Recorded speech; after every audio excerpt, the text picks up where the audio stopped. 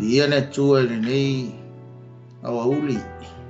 Me se foi le nei aso fa popo le tua. I lo to soifua ma tatou wola. Ma malo ne rangi ma lo folau manuia. Ma lo fo soifua maua. Ma lo le fa toa fa tamatane fa tamatene.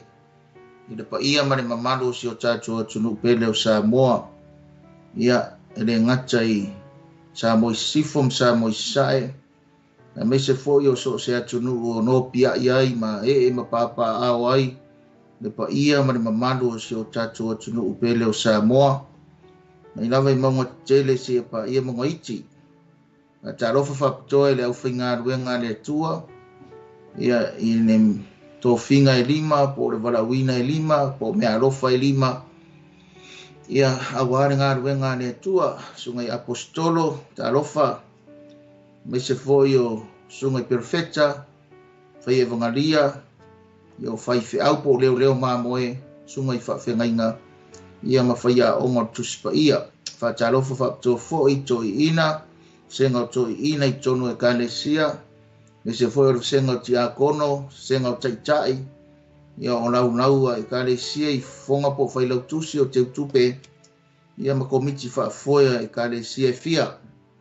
E mai se foi, ia o si o tatou atunu o Samoa, ia i ona tupu, ia mai se foi, ia o le pa ia ma le mamalu. So se atunu e maua mai ai le tatou ala leo, o le Global Kingdom TV, ia vi ia le atua. Talofa lava, i le suafa mamalu i Yesu Keriso, ka talofa toa por kalame o le Faugagana o le Malo Isaraelu ia te oe, o le tatou por kalame nona lima sifuru ma le fitu nei, o le Faugagana o le Malo Isaraelu. Ia vi ia le atua, whaafitai fo'i i le atua i le avanoa, ia whaafitai fo'i i le sunga i le whawhengainga le sunga ia Pastor Mike, ia ma le whatua ia Sarah ma le nofo alo, ia mai se fo'i le tatou Global Kingdom TV. Ngata fo'i lea ia o le tatou e kālesia le lofu tau noi manureua, ia vi ia le li, whaafitai fo'i i le atua, maua nei avanoa, ia o tatou toe mafutai fo'i, tatou porkalame masani, ia i peau ngaro le ea. Rau whais tatou talo i on tatou tara noana ia le so ina o tatou mta upu, o le Faugagana o le Malo Isaraelu. Le li i le atua oe o tua, le tupu oe o tupu, ma le li oe o li. E i fo mato tutuli tu le vai uma e tau tau e lau whaiva, lau pa ia, ma lau mamalu, ma lau siri ese. Wao le atua mai le vavau e o le whavavau, o le amatanga, o le ngātaanga, o le alefa, ma le omeka, o le mua, ma le muli. Oe o le atua siri ese, o le atua whaamarolo mai, o le atua foai, o le atua o le while mu, o le atua o le manumalo, o le atua o le tangawai, o le atua e leo, o le atua e 𝚟𝚡𝚗, o le atua o le ami o tonu, o le atua alofa mai alofa muti vare lau o fio. Whaafitai le li ie, ia sa whapenao na mato iai, i fe au mga ruenga mai lava i le nawa yaso se ia pa ia mai fo i le nei aso lulu, ia vi ia o e whaavavau, whaafitai au tangata, whaafitai le li ie, i si o mato watunu i Samoa e mai se, ia o mea umo whea ngai mai nā tau i le nei vai tau. Tai lau whamanuianga le atua, ia i le porkalame o le Faugagana o le Malo Isaraelu, ia whaafitai e te o mai, e te i mai, te whaatonu mai, mai whaapoto mai mātou ia wa fionga no mātou wali. Whaafitai le whaaunga ma le mana mai rau ngang pa ia, o le poto ma le ata mai umalava, ai mai se whaafitai tele le whaoratanga tau tele na saunia Yesu, korokota i Karavaria, mo i mātou o tangata sala.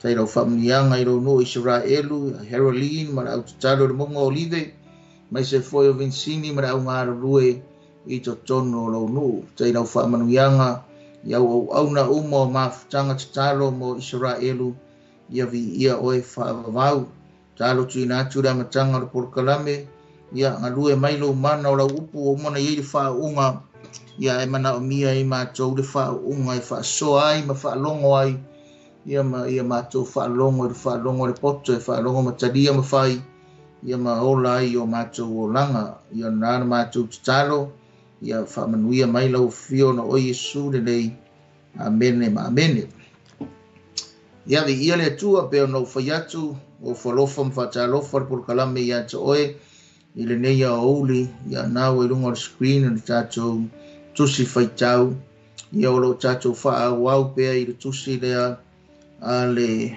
lua le nofo a i ngā tupu. Lua le nofo a i ngā tupu le tātou te iai.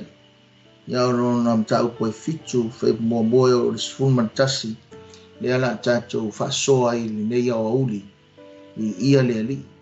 Whatarofa mau whalofa atu i pa anga masani na mese foi o i nātou wa i lunga o tātou ala leo.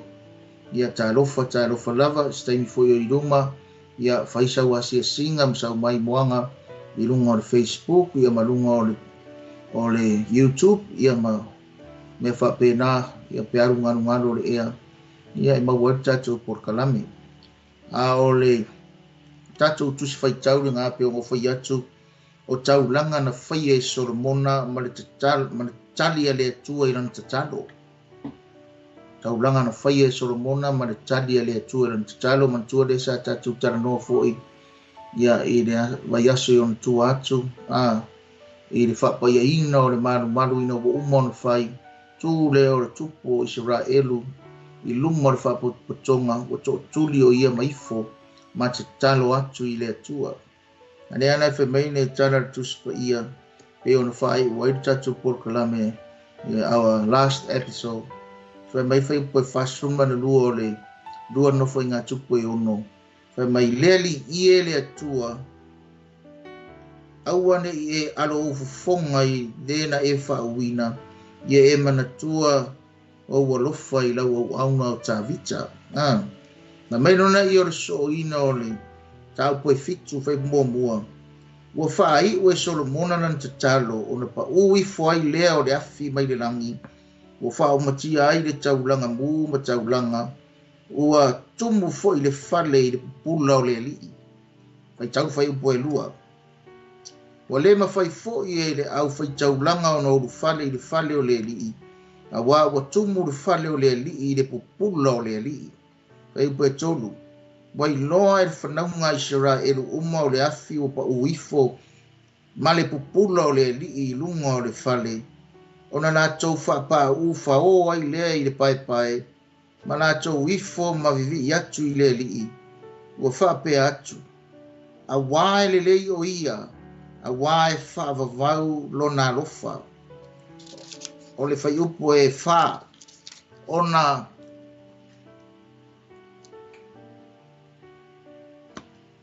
a whai upo e wha, na whai tawina atu le whai upo e wha, i o le tusi rava lea, whai mai, ona whai taulanga lea i luma o le alii o le tupu a toa ma le nuu uma whai poe 5 ua whai e Solomona le tupu o le taulanga o povi e lua se lau afe ma afe lua ma moe e se lau afe ma afe lua fulu ua wha ulu whale ina ai le whale o le atua e le tupu ma le nuu uma whai poe ono ua tu watu le au whai taulanga i o la tau tofi sa le vi foi wa yaila au pese ale ali na faia 𝚟𝚑𝚘𝚎 le tupu e vivi atu ai le ali a wae fa vavau no na rofa o ia mea na vivi atu ai 𝚟𝚑𝚘𝚎 wa ili pura au fai taulanga i o la tau luma ua tutu mai foi o Isaraelu uma fai poe fitu ua whape ai ina foi e Solomona i tutonu o le lotoa i luma o le whale o le ali a wana o si ai e ia o taulanga mu, ma ngā o taulanga whaafitai, a wā o le whata whai taulanga a mea na whai e Solomona, e le i ofi ai taulanga mu ma taulanga i me ai ma ngā o. Hei poe walu, ona po ia na whai ai e Solomona a toa ma Isaraelu uma, whaatasi ma ia o le tausaminga e fitu o aso, o le whaapatonga tele lava e ngata mai i le mea e ui atu ai i a mato, e ngata mai i le alia o ai kupito, pei poe iwa. O le aso valu ua lātou whai ai le whapotonga a wā o le wha sāina o le whata whaitauranga na whaia i aso e fitu fo i aso o le tausaminga whai pasifulu le lua fulu ma le tolu o aso o le fitu o masina na tu watu ai e Solomona o le nuu e o i o lātou whare ie ua oli ma loto fia ona o mea lelei na whaia e le li i a tāwita ma Solomona ma lona nuu o Isaraelu. Ua wha o matia whai posutasi. Ua wha uma e Solomona le whale o le li ma le whale o le tupu o mea uma foi na loto Solomona e whai le whale o le li ma lona whale ua whaia e ia male manuia. Ta manuia le tua e wale whaitawina o lana fionga pa ia ma ia yate ia pea lona vi inga nei maso uma lava e o i le whaavavau lava ameni. A matar tato por kalame i le nei a fiafi. Mwhainga o whape atu i ate oe i a tato uma lava. E alofa le atua i a Isaraelu. E alofa le atua i a Isaraelu. O ai mai lava o nuu tutua o yesi o mia Isaraelu ma nisi nuu e mamao mai ma nisi malo e mamao e se mai ma Isaraelu e le fia ya Isaraelu ma feita ya Isaraelu ma lato whaia tala o Isaraelu ma tangata o isi tangata ele ngata nga whai tala o Isaraelu ai whai tala o tangata e fia e tau Isaraelu. Ai whaingo whape atu i ata oi, o le atua, le te tari tonu ma o tari tonu ai, ma tātou auna i ai, tātou whaatua tua ma tātou te talo i ai. So se sā moa lawa e whaatua tua i le atua tasi. Ai whaingo whape atu i ata oi, po le ale feita o tangata o le lalolangi a Isaraelu, o le pele a le atua Isaraelu, o le i oi mata o le atua Isaraelu. Nanga ngapolo misi ale atua i ana au ngā tama. Mai, o te letu ua oe, o te letu la fwa i ate oe, o te iate oe i aso umalava. E se ma ngai o se nuu, ma ngai se kalesia, ma ngai se a inga, ma ngai se o langa o stangata. E le wha mamulua e le atua. E alofa pele i ai le atua. E tau muni i ai fufonga o le atua. Pape ngare, le tu ma le anga nuu ma le anga le atua ma le alofa o le atua i lona nuu o Isaraelu. A whaila o oele te mai mua mai, pe te mai mua fo i se taimi le nei por kalame o saunia e le li i mo i tātou. A whai o nai te pele ia o Isaraelu, nai te alofa ia Isaraelu, nai te tatalo mo Isaraelu, nai te fōai mo Isaraelu. O oe la o le pele a le atua. E pele foi oe le atua. Langa e pele ia oe le nu o le atua. Langa e pele ia oe. O ngai le o Isaraelu themselves. It's not Israel themselves. It is because of God. Langa kako ke malama. A kako ngofo ma tātou soifua maona i leo langa re nei. Ai tātou malama mai por kalame a le atua. Ma le whata o toina mai e le atua o ngā fōfuanga li whenga tuai. O ngā kako mau ki ngoa ai lea. As I always say this, Israel was the plan of God. And the Old Testament, from the book of Genesis to the book of Malachi, it's all about Israel. And why we say, why do we say that the Old Testament is no more or is no longer useful for us because we are New Testament people? Au kako whaangalo ai la le fuafuanga le atua. Wa kako whaake e sai le fuafuanga le atua. And whaingo whape aku ia ki oe. E o mai ai keime o Solomonga. E pele i le atua rona nu. Ai whai mene kia. Asa mea ne ngā awe whaakanga ko kaua ngu o le atua. Le whai mai fwoi nare whai whiau ia. O le pele a le atua Isaraelu. E pole ale ave whaatanga tau taua. Pole ale ave wha maa losi e isi nuu. Ma isi maa lo o isi tupu o le nuu leo le atua. e le mawhai ona tu la fua i le tua ona tangata. E fōringa mai ua whaata whea e le tua ona tangata. Ai muri ai le alofa o le tua. E ave iai perofeta le tua. E whaali iai le tua i tangata whaapau. E wha ngahe le tua mea uma. Ia for the sake of his own people. Because these are the promised people of God. They had the favor of God in their life. Ave na ele tua whaatanga tau pe a whaatawhea, pe ave whaamanusia. E ave ku'u ngai le tua, se ia o ai tangata o lona nu. Ana nga wheta lai ane tua e mangingo tana tuspa ia, i le tatou tana noanga, i le vaiaso i ona tua atu. A whaia sala mo, lo unuu. Mali liu ese mai o lato wala leanga. Ai toi whaasanga mai. Fa mene o nea tua, toi whaasanga mai lore nuu. Ia o waru watu lo ia i lawe ai mai. Whape ngā tātou le taimine nei. Maina i o tana tuspa ia re, le Faugagana o le Malo Isaraelu. Pe o whaiatu, a whailai pele i atu o Isaraelu, vi ia le li. Keep on doing that. Why? Because it's not you, it's not me, it's not us. It is because of the word of God. We understand the word of God. We know God fully well. And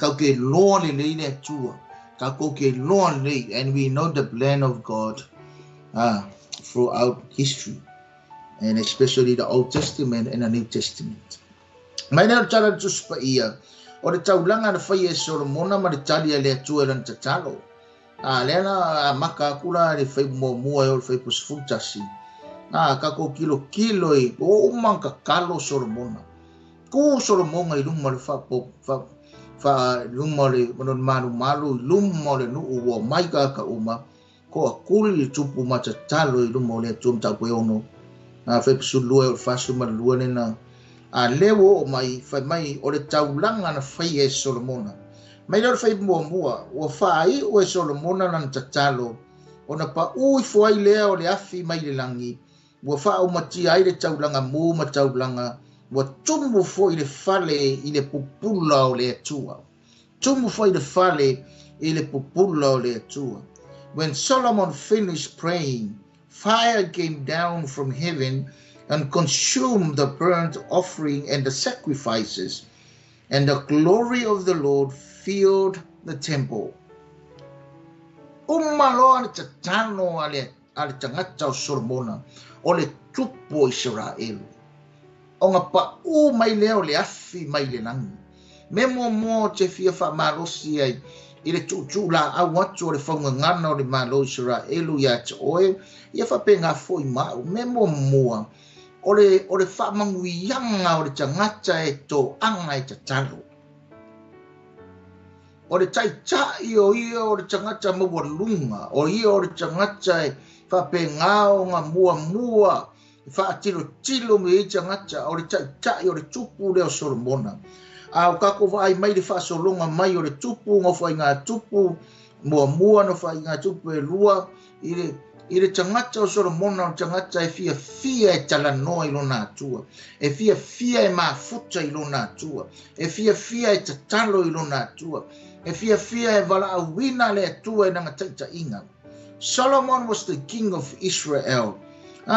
He always go to God in prayers. He always allowed God in his leadership and in his life. When we pray, that means we allowed God to come and use us. We allowed God to come and give us strength, power, wisdom, knowledge, and understanding. We allowed God to come. Pape ngā foi se lu i atu o porkalame i ate au, a mata mai ate au, o wawa ai atu mo fai tau atu le upo le atua, toi whamanatu mai lava i ate au.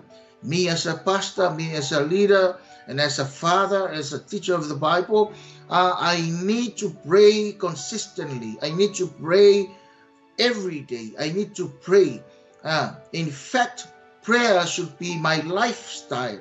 And so as you, prayer should be your lifestyle. Why? A vai da o fai ule te talo a Solomona le tupo o Isaraelu. A mentana tu spaia. Wa umman te talo le tupo le tai o Isaraelu. Ai pa mai le afi mai le nangi. When Solomon finished praying, fire came down from heaven.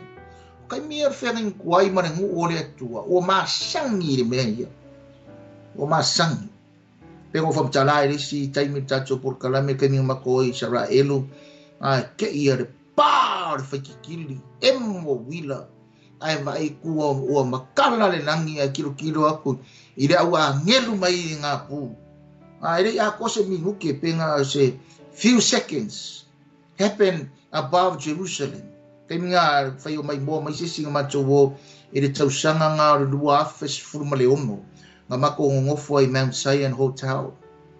Ai kupur mea ngā maasangi nā tangata Isaraelu me ka o le whaali mai o le atua i a rātou. Wa maasangi tangata Isaraelu me nea o le whaali mai o mea o whailonga whailoilo a le atua. Le whainga mori mau ai le missionary Harold Lee. I le whaangi e le atua o le matangi. Ko whakauka o le matangi. Ai whaalei loa ako ai. Ia ngisi o lo kiki ngā whanga mai. Ia le nuu leo kasa. I le taimi o tausangan te atu nei. Maasangi Isaraelu mea nea. Umalon te talo Solomona ai pa mai le afi mai le nangi. Whaamui na ai le taulanga. Whaumati ai le taulanga. Ma taulanga mu ma taulanga. O le memo mua la ato anga tato e te talo.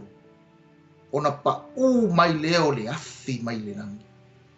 Whaamu ai le mai le opu pālangi leo le offering and sacrifices.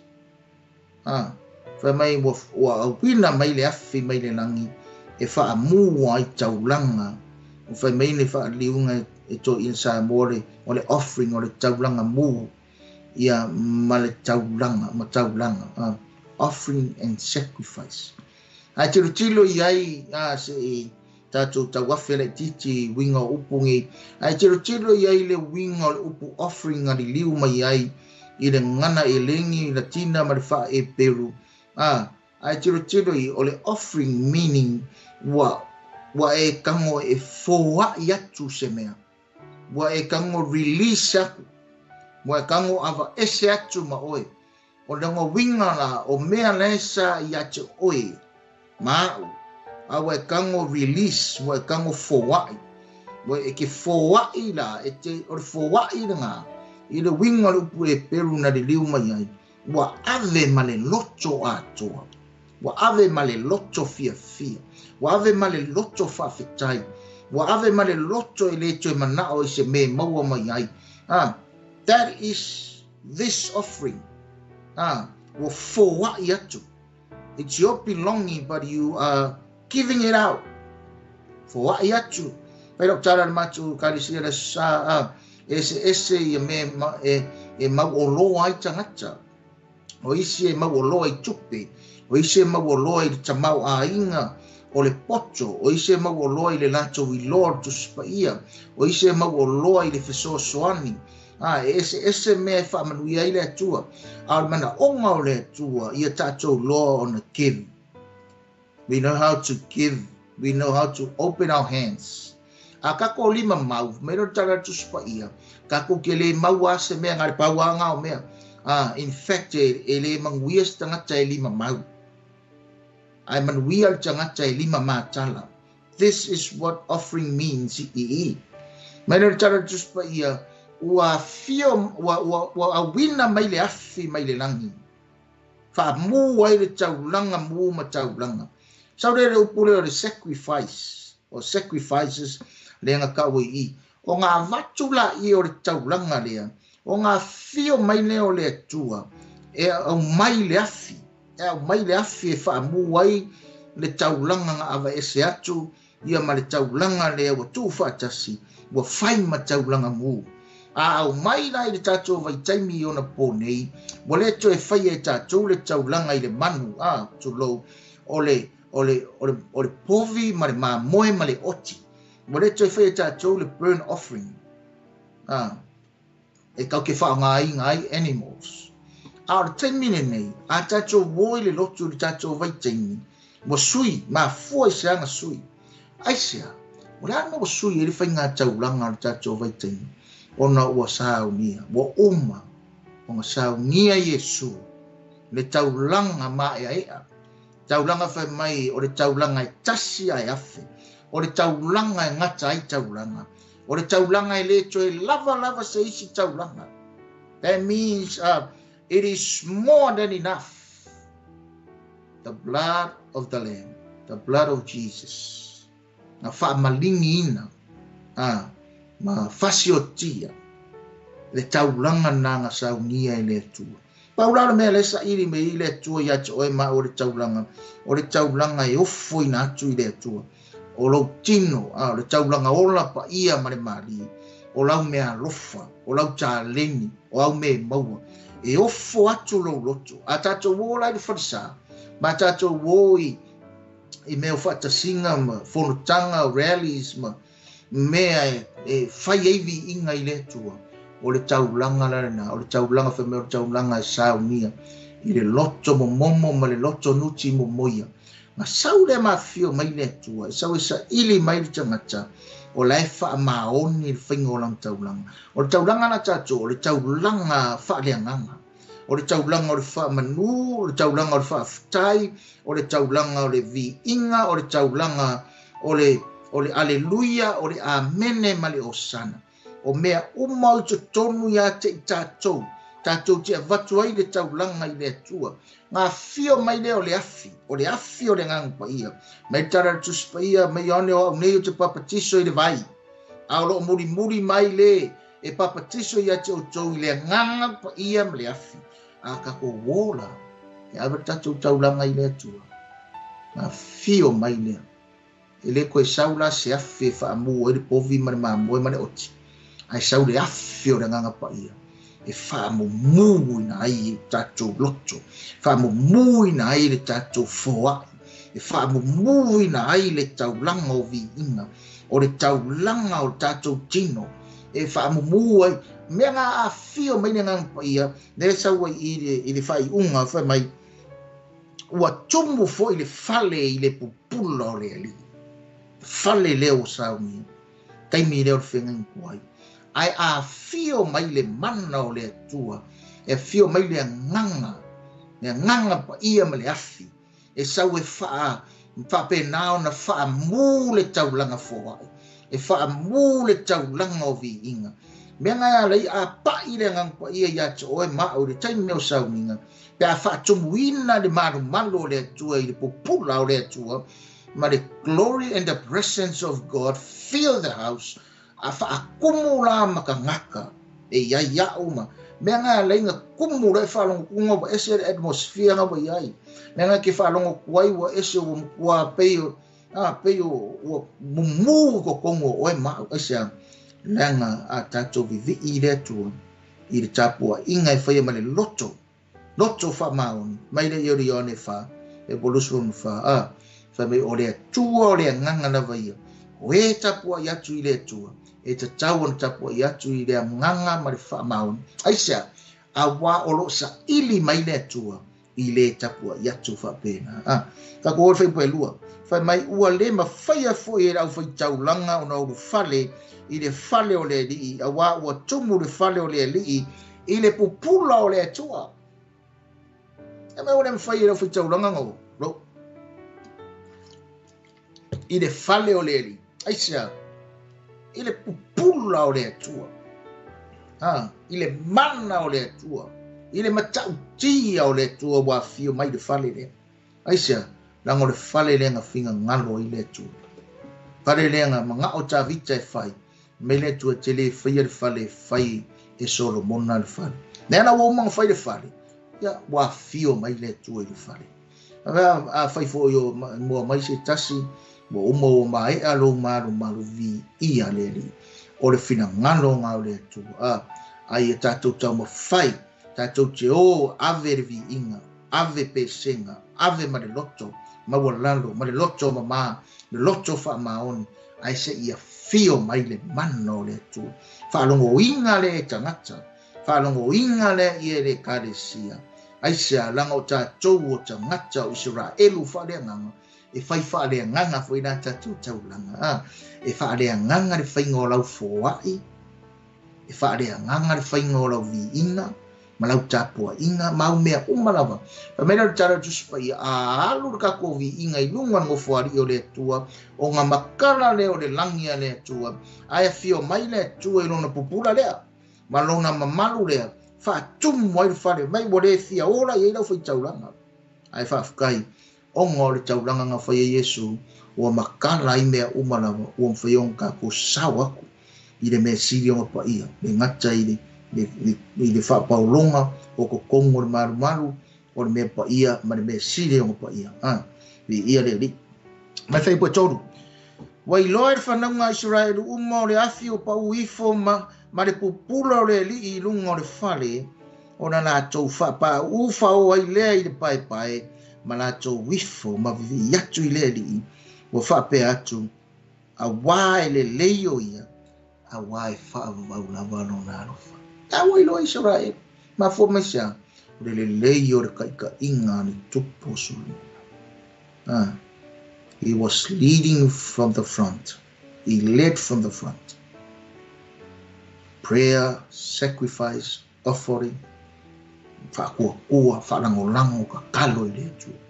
Nea na awa ilo ele whapea e tulou, ele whapea vuile le, al wakur chai al wakur faife au to anga sa ili le tua ma tatalo ile tua o aku ile le maru tapo ai le tua e kilo aku a wakur au fai pese a wakur au fai ngaruenga a fai pesenga ile pa ia o fa unga ma le loto e tasi pe pese ai ma tai sa uninga ma fai le vi inga ile loto ma walalo loto mo lalo loto o nga fio mai ne one tua fio mai ne one tua e fa manguia le tapua inga a pese na team ma ta ile tangata a fio mai le mana so ina ngonga umala ve tangata le kalesia na ngona umala vo fa tumuina le fale o le tua i mamalu o le tu ane nga va lo ai le no fa mai o fa pa u fa o mai fo ile pai Fapa ufao maifo ile pai. When all the Israelites saw the fire coming down and the glory of the Lord above the temple, they knelt on the pavement with their faces to the ground, and they worshipped and gave thanks to the Lord, saying, He is good, His love endures forever. Ela ngonga no ka kalima malu le tu sa mo mari. Whafonga marisira mai moa mai. Ke la ngonga lori mamalu le tua. Ke mine kau ai o ngako whapa ufao. Ifo. O lesi tangata. E umare vai aso ele i whapa ufao. E umare vai aso ele i tō tuli. E umare vai aso ele i ifo i le tua. E le whakura fungo inga i le wha O lo tono lo poto moe o lau sitting room. Ena ngai dem fainga ifo avela ta vale mo so se me tono lo fale ia tono lo finga luenga e na ngona lo le tua pa mai fa pe ngale no u le tua fa me u fa pa u maifo to ele lungo le pai fa me no na ia malato wifo ma vivi yatu ile e ifo ma ko kuri ma vivi ile tua ifo ma ko kuri ma vivi ile tua aisia ma wo fai mai a wa ele lei o ia a wa e fa va lava lona lofa wo ko e taste foi le ngu ile lofa le tu wo ko e kofo foi le ngu ile lofa le tu aisia they can see miraculous signs because heaven was opened and fire was falling. Whaamu wai le kauranga. A kakova ai lai wawenga. Kakova ai whailoma. Kau ke wa ai ma kau kia o le tua. O ngā kako whapa ufa o lea. Ma ifo, ma wala au, ma kapuai, ma vivi atu i le tua. What did they say? te mai. And they gave thanks to the Lord, saying, He is good, His love endures forever. Ole tua, ole li, ele leile tua. Olona lofa e whavavau. Olona lofa e whavavau. A waile lei o ia a wā e whavavau lava lona lofa. Sa moa marisira mai moa mai whangana na Malo Isaraelu. E a lofa le tua i lona nua Isaraelu. Ka ko Isaraelu whare nganga o whio mai Jesu Keriso. O le ka ko so kanga lea.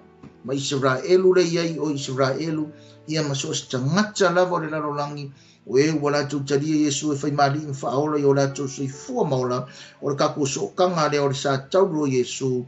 E le mawai le alofa o le tua yata o e mau. Ai le mawai. Let me say this to you.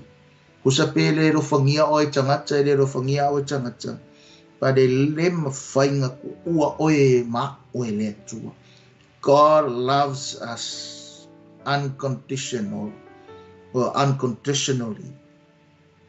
Le alofa o le tua e le fatua oi. Le alofa o le tua e le aise kua oi. Le aise me ngaka mai e. Le alofa o le tua e toi. Pe a fai. E ke loa ka pua i loa vi i loa tatalo. Loa va au le tua. Loko kuli. Fa pa uma. Fa maifo. Fa oma. Va alanga. I le tua. Hepe fa. Ona faita ulanga le i luma o le lii o le tupu. A toa ma le nuu uma. Ei pai lima, ua whai e Solomona le tupu o taulanga o povi e lua fulu afe ma afe e lua, ma moe se lau afe ma afe e lua fulu. Ua whauru whale ina ai le whale o le tua e le tupu ma le nuu uma. Oh, kasi fua. Whai mai o povi e lua fulu lua afe. A o moe ai saurisi 𝚟𝚑𝚙𝚢𝚑 𝚡𝚑𝚡 o mamoe mo oti. A langa resa nga inga o mamoe a. A whai mai o mamoe e se lau luas fulu wafe. O iso. O kasi ngi whau whalinga. O mangui o le tua. A vaile i mangui o le tua. I le mea tau te tano. Nga o nga wha mo winga o loto. Wha mo winga loto o tupu. O nga avere mangkongo fa makara ko e siva yaso de o mai re ngu urenga o mai e re sa vari mai de no esa o kilo de manu mai lo a kure mamano mai lo a tu de flafi mai lo a tu o le tua le a nga langa ya mo fa mai a wai le o ia a wai fa va ro na rofa ya na o fa chau langa e poe whamare whai upo e lima. Tau reo whai poe ono. Wa tutu atu ra au whai taulanga. I o la tau tofi o sāle vi fhoi wa iaila au pese a le alii. Na whai e le tupo o tā vita e vivi atu ai le alii. A wae whaavavau lava lo nā lofa. O ia mea na vivi atu ai e tā vita. Wa ili pūre au whai taulanga i o nā tau luma. Wa tutu mai fo yo Isaraelu uma. Vai ro fa mama mai I vaenga mo o le whainga taulanga le iai o le taulanga o le giving. O le foai. Povi ia. Ma moa ia. Oki ia. Wako e whi taulanga. Ngau mai no nana rau sa le vi e o mai e kāla au. O la au e whai eivi inga. O la au o mea umanga sao ngia e tā vita. Whai ai vi inga I le atua. So, le kaulanga mua na le wa o me tara tuspa I le Faugagana o le Malo Isaraelu. O au me ave pengo o whai aku. O au me ave I le atua. O lau kupe, o lau fōai, lau tāleni, ma lau mea alofa, o lau taimi. O au mea ai. Kuka se mea ai manongi. Eru le kufa, whaftai le lii. I le whanau, to low the 𝚟𝚑𝚙𝚢𝚑. They came here today and gave us some food. Ngatai ngā o ngisi o le 𝚗𝚗𝚙𝚢𝚘, the Prince of Peace. For ai mai le ngatai ngā o le a onga whaftai tele lava. E a onga I o ne hanga le KFC. They gave me money. Aisa, wala tau lore man wi or for. Ele ngata lai de for irena. I find my wo mai ro man au fai pese. Au fai pese. Wo mai au sale vi or au was tau langa. Ane fai mai fai upule e ono lenka ko fai kawina. Watu tu watu la ufai tau langa yo la tau tofi. Wewe ku kamai la ko kofi ya. Kamai o sale vi fo i wa yaila au pese le li. Na fai e ta vita le tupo e vi atu wai le li. A wai fa vaulo na lofa. O ia mea na vi atu wai ta vita. Wa ili pule au fai tau langa yo la tau luma. Watu tu fo i o Isaraelu uma. Wa mai la usale vi o mai la fai tau langa o mai la kala au. Wa mai e fai vi inga nga fai e ta vita la au. E fai e vi inga i le tua.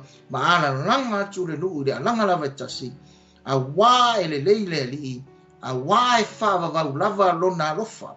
Wai le leile li. A wai fa vau lava lona lofa. Or the pesere they sang this song continuously. They knelt and they kuli and they bowed down and they worshiped God. They sang songs and they worshiped God. He is God and He is a good God and His love endures forever. Nako pepese, manako vivi, mafai taulanga, watala au, maifo, matotuli, mawala awatu ile tua, mafafta yatu ile tua. Mene ya tala tuspa ilfa inga fai mai waku ku uma ilunga Isaraelu. Ku uma ilunga Isaraelu. Hallelujah. Then the king and all the people offer sacrifices before the Lord. And King Solomon offered a sacrifice of 22,000 head of cattle and 120,000 sheep and goats. So the king and all the people dedicated the temple of God. Verse 6. The priests took their positions, and as did the Levites with the Lord, musically instruments, which King David had made for praising the Lord, and which were used when he gave thanks, saying, His love endures forever. Opposite the Levites, the priests blew their trumpets, and all the Israelites were standing. E ka kula au e lau sārebi, a hili pua au skaurama, ai kuku runga rengu o Isaraelu uma. E avere vi inga ma le taulanga whaafitai i le atua. Whai poe vada. Wa whapa iena fo e Solomona i tutono le loto ai luma o le whale o le alii. Wana o sia e ia o taulanga mu. A wana o sia ai e ia o taulanga mu. Nga o taulanga whaafitai. A wā o le whata whai taulanga apa me mea na whai e Solomona. E le i ofi ai taulanga mu. Ma taulanga i me ai mangao. Whai e Solomona me ku i kaulanga i nunga. O mai are ngu makaulanga, whai makaulanga le kuku. Ne ofi. Aisea, nanga ofi e fia. Whai mei kukongu. E le fualanga foa. E whai ma le loko malie. Whai ma le loto malie. Talangan tuspa ia la kostolo. A le loko malie. A le tangata wa wha mo wina e le mana. O le tangata wa ngalue ai le anganga. Le kangaka wa kilo i manguia o le tua. Kangaka wa wha manguia i le tua. E le fualanga foai. O le winga o le, tau whapatala le titi wa ngare o whai mane loto malie. E wha winga se isi. Wa mai a lua ka la le loko malie, that's it. Ai a malie lo loto i le tua i mea le lei umana. Wal kalanga kuspa i. O le tua e malie ai le loto i mea le lei umana. A whai wa malie lo loto i le tua i mea le lei umana. E le lua ka la sa foa. E le lima ka la, e le sifu ka la, e le... A wha manguia le tua i lo loto. ar ka ngaka mongia o fa manguia i le tu le no loto e le fuala ma fo ai e le sanga loko malia nga le winga nga upu loto malia nga i ko kongole mar kuspa ia e fai male loto ua malie ua e malie la winunga ma la wingumanga ma lau tau sami man wia o le atu ngo fai lea o le foa i ma le loto ua malie a amen haleluia mena ia o le fai upu e valu ona po ia na fai ai Solomona atoa ma Isaraelu uma fatasi ma ia o tau saminga e fitu aso o le whaputuputonga tele lava e ngata mai le me ui atu ai a mato e ngata mai le alio ai kopito walu al celebration walu al feast fai me uma marfia fia fitu aso feipo iva o le aso valu o la tu fai ai le whaputuputonga a wā o le whaasaina o le whata whaitauranga na fai ai aso e fitu fo i aso o le tausaminga feipo sifulu o le luas fulu ma le tolu aso o le fitu o masina na tu uina atu ai e ia o le nuu e o i o la tu whare ie ua oli ma le loto fia ona o mea lei na fai e le atua i ata vita ma Solomona ma lona nuu o Isaraelu fai kausaminga fai celebration o ngā kuwaku reula i e Solomona ai o maria fai mai le tana le tuspa ia ua o male oli male loto fia ai sea ua faa maungia le atua le atua alofa ngā alofa i ata vita ma Solomona male nu a sao la taitainga e manguia ma sao e muri o ngā faa manguia mai ne o le atua o ngā maua le o e mau mua le oli lua o le fia mua le oli punga le oli mua longa lua le sau i o le fia le fai upunga e valu sorry fai upu e se fulu fai upu e se fulu fai mai tana le fai upu e se fulu. On the 23rd day of the 7th month, he sent the people to their homes, joyfully and glad in heart, for the good things the Lord had done for David and Solomon and for his people, the people of Israel. O male loto oli. O male loto whangaetia. O le loto fia. Aisha, whaia le tua me te tele. Pape ngā foi oi ma. A whaia le tua se vāvenga ia te oi. A whaia le tua se mele le ia te oi. A whaia le tua se mea matau tia i roso i fōmalo ora. Mo tātou tangata. I ka kaunga ko mōne ori. Ka ko mōa pere fia. A punga le ori tonu ia te oi. I ke ngonga foi fia. I ke ngonga le whaanga e tia. Bo fa uma Solomona le fale o le atua ma le fale o le tupu o mea uma foi na loto Solomona e fai le fale o le ali i malona fale na faia e ia male manuia. O le tangata to anga te talo, to anga ma futa i le atua. O le tangata nga e nga ke faia mea e fai male manuia. O mea uma foi nga ke faia. Faia e manguia. Pea ko anga ki sa ili le tua, ko anga ki mafuta i le tua, e le se wala mo wana. E faa tonu folau le tua ya te oe. E faa sino ala le tua ya tatou. A tatou o atu i le ala lea, e faa manatu mai e le mana o le nganga pa ia. Don't go down that way. Don't go that far. Stay where you are. E wha ton folau. Awha mai. Wha uma le fale o le atua, uma ma le fale o le tupu. Wha mai na ia. na faia ia male manu ia. Why? Sa mea ninga manguia leo langa tupura Solomon. Nanga fo e loa mafuta i letu. E loa bala au i letu. E loa tatalo i lona tu. E loa whaalangolango i letu. Whaamoe i letu. I le whaamoe Solomon mai so kofi kupu.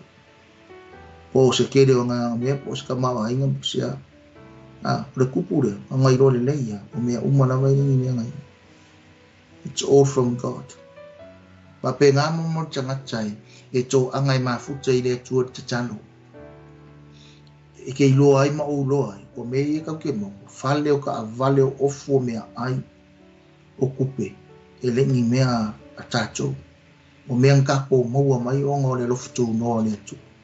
Ma le ka ala langari, e le lei o ova, whawa vau na walu na alofa.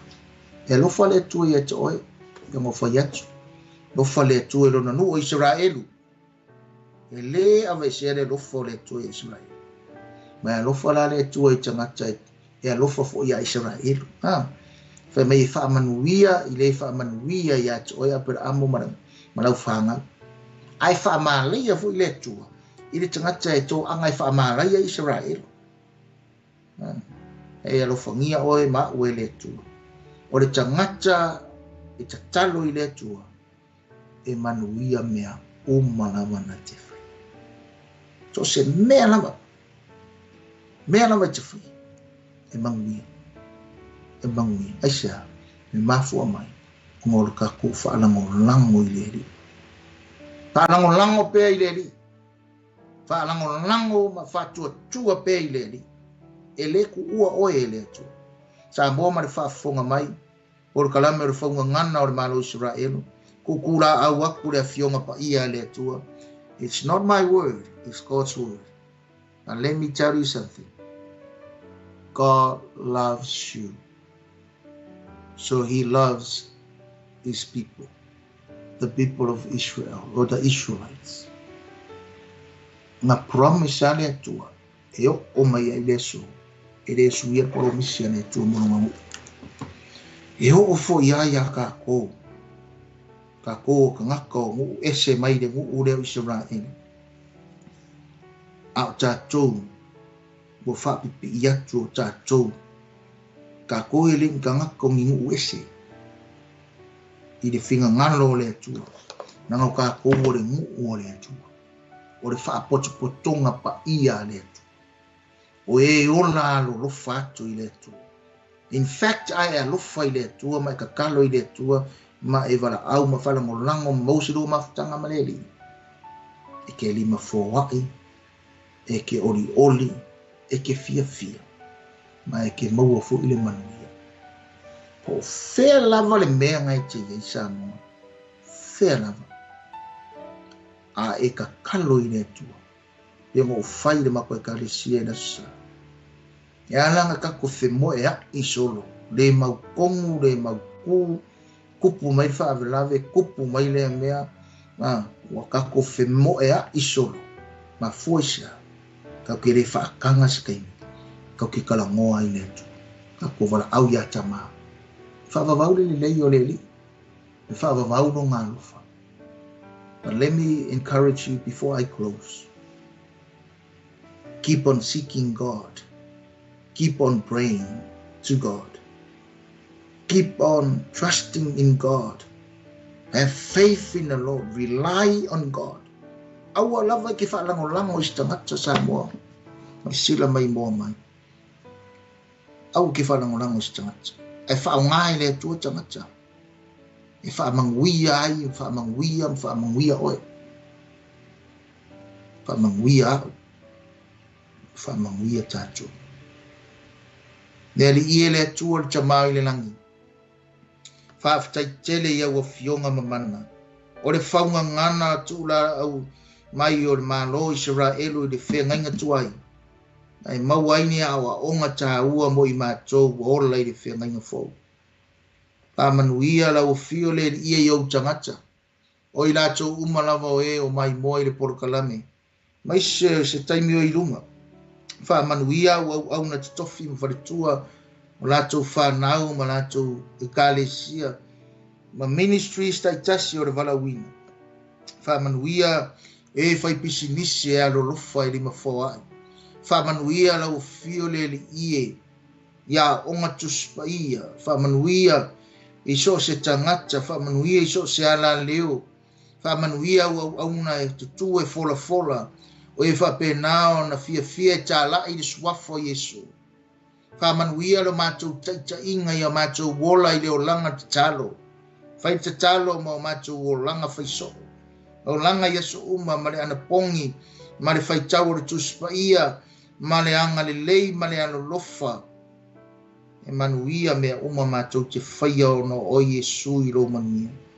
A wao le manuia lea e siri atu I le manuia e manatu I le tangata, e leo ina ai o mātou loto a toa mo mātou mafau ia ke riso Yesu lo mātou wali. Whamanuia o tangata, whamanuia le kālesia, whamanuia au auna, whamanuia o mātou teito lua ma mātou whanau. O ese mana onga I lungo le ala leo, o lau te talo Yesu de Nazareta, whawheiloa I le suafo Yesu de Nazareta, a whai o se mai I le suafo Yesua da Messiah, o Yosua, o Yesu, o Isaia, o le Mesia, o le Faola le tangata le ngai lo suafa Yesu. Fa malo lo le mai ngai lo suafa Yesu.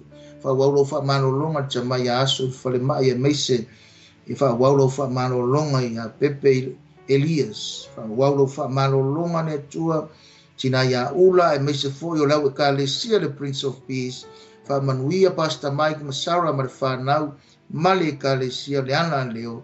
E meise foi o mātou mātua teitai o mātou mātua whaleanganga whamanuia le auso ia ke riso manuia po kalame o tutoe whamanuia le paptolo nu Isaraelu Ereline malau tutaro le mongo olive meiso vincini malau ngā lue whamanuia le pālemia le kāpeneta ma le pālemene whamanuia tangata nuu tangata mau tangata siasi tangata tutalo mo lo nuu mai fōai. Whamanuia pēni ma Maria ma le whanau ma lau te talo mo Isaraelu mo meise so se tangata te talo. Whamanuia lau fio le ie whamangano se upua se ai whaftai lau whamanuianga. Ia vi ia lau lava suafa. Whaftai tele whamangalo so mātou whale tonu Yesu le. Amene ma amene. Ia le atua whaftai tele lava ia to oe. I lau whaatasi mai, ia lau komeni o lau te talo.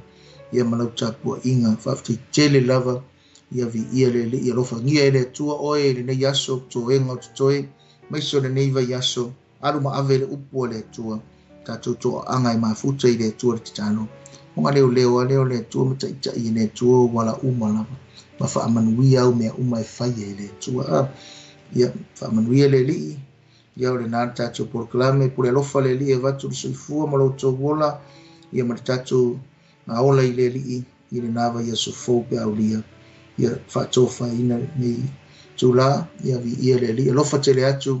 God bless you all. Shalom shalom.